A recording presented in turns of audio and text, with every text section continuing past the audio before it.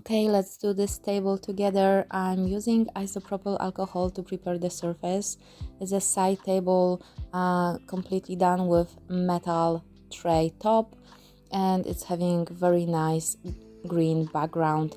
And I just poured isopropyl alcohol, and first things I'm using is a lot of iridescent, pearly and metallic inks, and I'm having always like all of the selection that I'm using, and then I'm choosing when I'm creating which ones I'm gonna go with. And this is rich gold from Piniata that I'm putting on, and I'm blowing with the straw. I'm adding pearl from Piniata as well, and together with copper, those will be my basic three metallics. And here I'm applying copper. So those three metallics I'm gonna work with, and I'm having Ranger blending solution as well. I like blending solutions because they are giving a little bit different finish than regular isopropyl alcohol. And now I'm putting a little bit of white. It's Blanco from Piniata, and I'm blowing with my straw. And as you can see, the surface is pretty wet. I'm adding more isopropyl alcohol to keep the flow, because if you don't have enough isopropyl, the inks will not flow on your surface. And it's pretty warm day, so you need to always take it into consideration. And this bottle was completely empty, so I had to use another one, but it's the same rich gold alcohol ink that I use as first. And I'm creating a background with metallic inks, and I'm gonna work with 3 Copic inks, and the numbers of those inks, the names and the numbers I'm gonna give you in the description. But it's peony, if I remember correctly, it's cherry blossom, and it's natural lipstick. I will put it in the description so you can check it later. But I'm adding more pearl, especially onto the dark background, because if you have dark background, none of the color will be visible without metallics or white pigments. And this is the peony, this is the darkest one that I've used on this table. And I'm always going with the flow of what I'm seeing, so I started to create a very cute and nice flower design. So I was starting to work with a little bit more. I'm always looking when I'm creating what the ink is showing me, how it's flowing, and I wanted to add alloy here from Ranger, but it was not very well mixed, and I decided to switch to copper instead.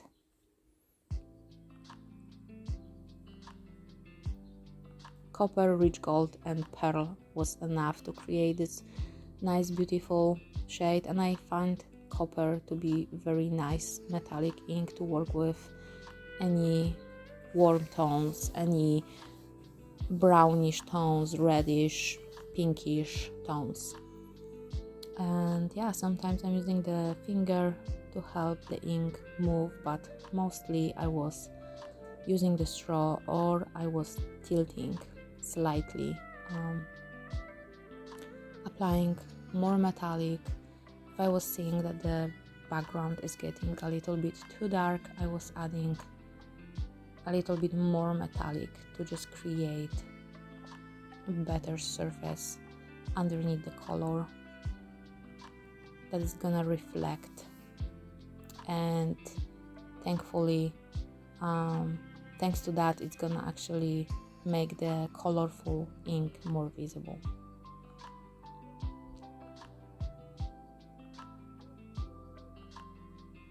I'm working constantly with 3 inks from Copic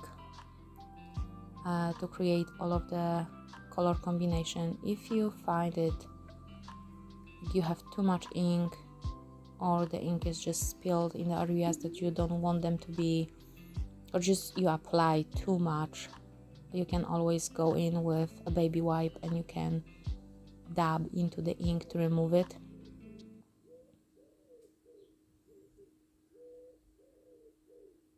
but it's better as much as possible to just work with tilting and blowing and not use too much of other harsh tools, fingers or other sharp tools, because it can easily scratch the surface underneath your design. But it's a matter of applying inks and looking what is the balance of the piece, where you can apply a little bit more color. It's not about adding a lot of ink, it's about creating different colors in different areas. And here I decided that I don't want this edge to be so green. I actually dab it a little bit more with finger, because you need to remember that metallics and white inks are pretty heavy, and if your surface is not wet enough, they're gonna really sit on your surface and not move much. Sometimes it's a matter of not having other option to move the ink than using your finger. But yeah, I'm just always looking at the balance of the piece, which areas are still bothering me. I'm going for 80% of feeling happy, because it's very, very easy to overwork your piece. It's very easy to, because of some tiny detail, to add more alcohol, blending solution or inks and affect the rest of the design. So you need to really have this lesson learned, that 80% of feeling happy is really enough to let it be, right? And I'm always looking at the piece. At the beginning, I'm just using inks in different areas, and then I'm starting to work on one place at a time. And if something is good enough for me in 80%, I'm just letting it be, and I'm trying to not touch it, even if it's like a small detail. I'm going into a couple of places on the painting. You can see the contrast underneath with white Piniata Blanco, which I'm trying to cover a little bit so it's not like sticking out so much, right? It's very, very, very white. So I'm trying to add more pigment on top of the white and make it more blended with the rest. You can see how I'm working back and forward. I'm adding gold, adding color, adding gold. Gold is pretty overwhelming pigment, and very often if you use a lot of alcohol, if your surface is really wet, gold is gonna stay and the rest of the color is gonna be pushed aside. So it's always better to add more of ink or alcohol later than to make your surface super wet and have zero control over the flow.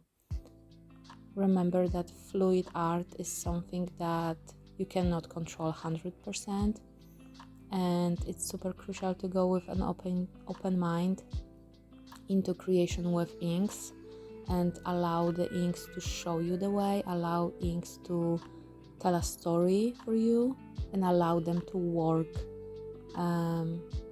for you in a matter of like discovering, unfolding for you something beautiful, and just going with the flow of the inks and not trying to pressure the inks to work in a way that you want them to work.